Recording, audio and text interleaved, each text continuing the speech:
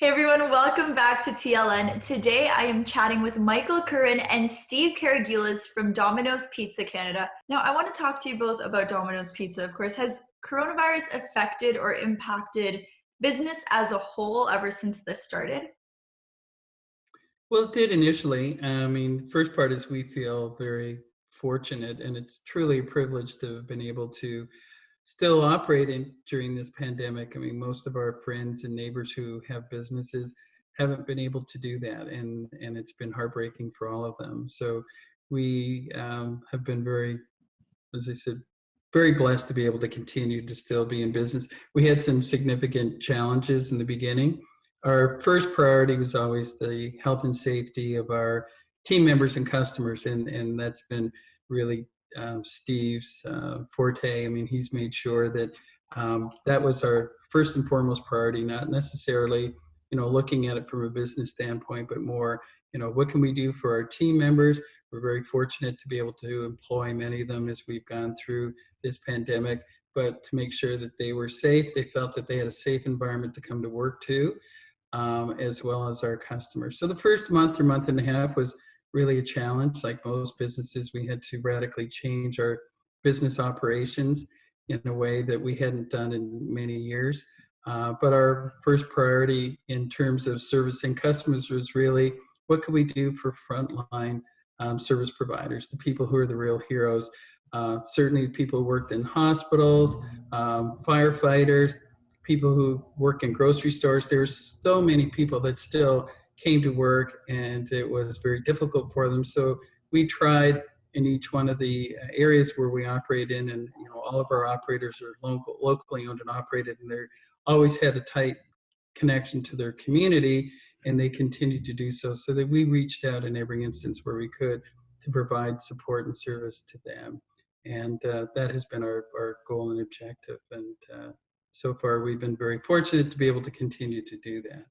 And Steve, when it comes to the health and safety of team members and the health and safety, of course, of the customers, what are some of the strategies that have been implemented in stores and in deliveries to ensure that they're all kept safe?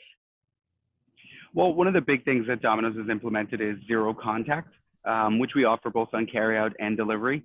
So on delivery, it means the driver contacts the customer ahead of time before they arrive at the address.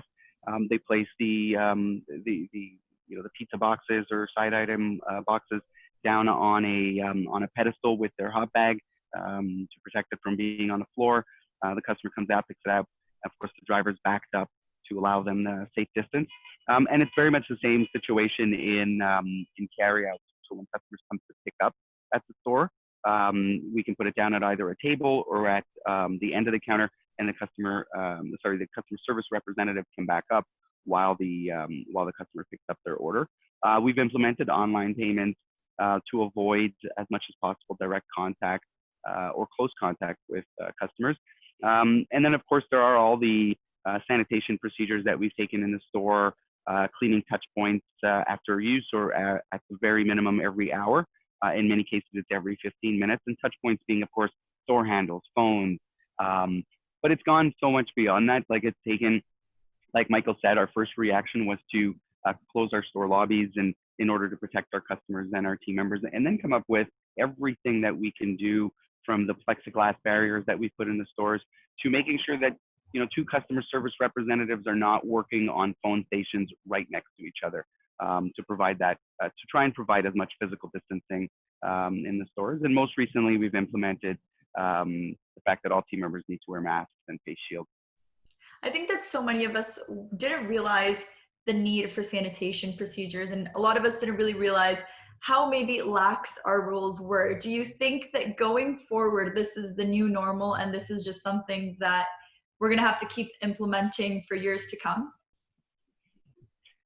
Well, if I could say, I think what's funny is that Domino's, we've always been so focused about sanitation.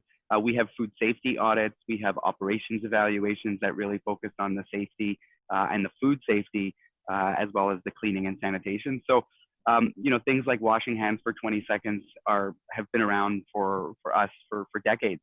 But I do think that this has opened the eyes for a lot of people to see that these are procedures that need to be put in more than just the restaurants that we operate. And let's talk about the job positions. You both mentioned earlier that there were a lot of new hiring positions available for Canadians. How did this come about, and why were so many positions readily available? And also, are these still open for Canadians that need employment?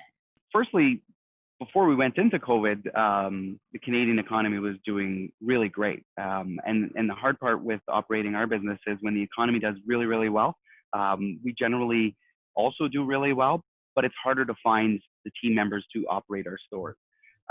So we were already operating at a shortage. So when this came about, even though our operations took a hit, we still needed team members. We also were very flexible with our team members who didn't feel comfortable working in the stores, so that opened up more positions. And really, we're part of our communities. So like Michael mentioned earlier, we're privileged to continue working. And so how do we give back? Well, it's to help Canadians pay their bills, put food on their table, and not just by selling pizza, but by offering jobs. And these are jobs that we continue to hire in and train in and develop people in. Is there any kind of new adaptation to the training protocols as well? Because I think a lot of team members, when they join a new job position, they obviously need to meet their bosses, they need to meet their team, they need to meet people and learn the rules of the trade. So how is that happening now due to COVID? So obviously in-person interviewing is just not happening as much, if at all. This is how we do it very often. It's a phone call to screen and then a video conference call to do the interviews. That's already an adaptation for most of the stores.